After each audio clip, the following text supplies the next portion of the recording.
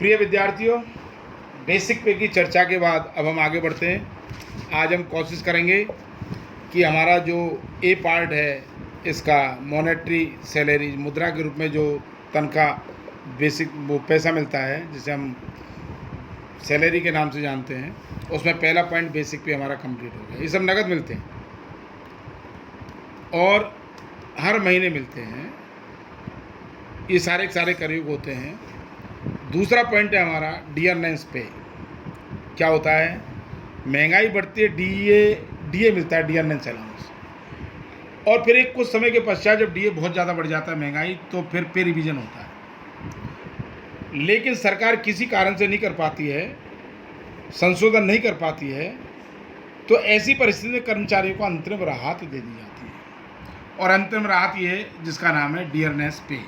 तो ध्यान देना, डियरनेस पे और बेसिक पे में कोई अंतर नहीं है। ये डियरनेस पे भी बेसिक पे का हिस्सा माना जाता है और जो सुविधाओं की गणना की जाएगी वो बेसिक पे और डीपी दोनों के जोड़ पर की जाएगी और पूरी राशि कर योग्य मानी जाएगी। क्लियर? डीपी ठीक। तीसरा पॉइंट है कमीशन फीस। अगर नियोक्ता के द्वारा कर्मचारी को कमीशन और फीस दी जाती है तो चाहे वो देय हो चाहे भुगतान की गई हो, पूरी राशि उसके वेतन शीर्षक में शामिल कर दी जाएगी। चौथा पॉइंट है बोनस। नियोक्ता द्वारा कर्मचारी को कोई भी बोनस दिया जाता है तो वह अगर कर्मचारी को प्राप्त होता है तो ही करयोग माना जाएगा, देय होने पर करयोग नहीं माना जाएगा। बहुत सारे नियोक्ता क्या करते हैं, डिक्लेयर तो कर देते हैं लेकिन बेचारे कर्मचारी को नहीं देते हैं, तो ऐसी परिस्थिति में वो उसकी आमदनी में नहीं माना जाएगा। और अंतिम पॉइंट है इस मॉनेटरी सैलरी का, वो है अलाउंसेज, भत्ते। ये भत्ते भी दिए जाते हैं। ये भत्ते 3 प्रकार के होते हैं: पूर्णतः करमुक्त भत्ते, आंशिक रूप से करमुक्त भत्ते और पूर्णतः करयोग भत्ते। ये सारे भत्ते महत्वपूर्ण हैं, इनके बारे में हमको अच्छे ढंग से जानकारी होनी चाहिए। हम चालू करते हैं पूर्णतः करमुक्त भत्ते। ये करदाता की आय में शामिल नहीं किए जाते हैं। पहला है इनमें विदेशी भत्ता। अगर कोई सरकारी कर्मचारी विदेश में चला जाता है और उसको कोई भारत सरकार विदेश में नौकरी करने के उपरांत भत्ता देती है, जिसे हम विदेशी भत्ता बोलते हैं, वह कर्मचारी के लिए पूर्णतः करमुक्त माना जाएगा। लेकिन यह करमुक्ति का लाभ गैर सरकारी कर्मचारी के लिए प्रदान नहीं किया जाएगा, केवल सरकारी कर्मचारी को प्रदान किया जाएगा।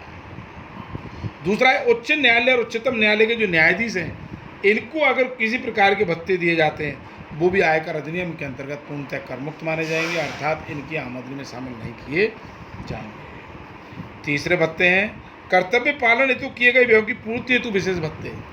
कर्मचारी को मेहनत करता है, तनख्वाह मिलती है, अपने बच्चों पर खर्च करता है, परिवार का पालन करता है, लेकिन कभी कभी क्या होता है, उसको कुछ काम दे दिया जाता है जो काम पूर्णतः नियोक्ता का होता है, उसको पूरा करने के लिए उसको अलाउंस दिए जाते हैं, तो वो अलाउंस भी पूर्णतः करमुक्त माने जाते हैं। लेकिन दिया अलाउंस 100 रुपये और खर्च किया 80 रुपये अगर कर्मचारी बता देता है तो शेष राशि उसकी आमदनी में शामिल कर दी जाएगी। ये कौन कौन से भत्ते हैं? पहला यात्रा भत्ते। अगर कोई कर्मचारी किसी ऑफिस के काम से जाता है तो उसके आने जाने पर जो भी पैसा लगेगा वो यात्रा भत्ता कहलाता है। सूचना के अभाव में पूरी राशि करमुक्त मानी जाएगी।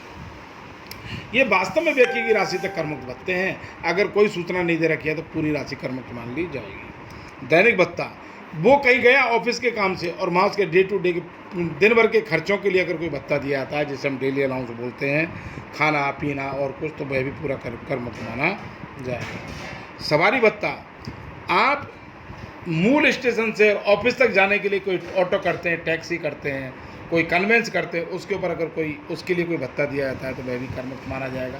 ध्यान देना, ये भत्ते कर्तव्य पूर्ति के भत्ते, वो अपने व्यक्तिगत काम के लिए नहीं गया, वो ऑफिस के काम के लिए गया, इसलिए इनको करमुक्त माना गया है।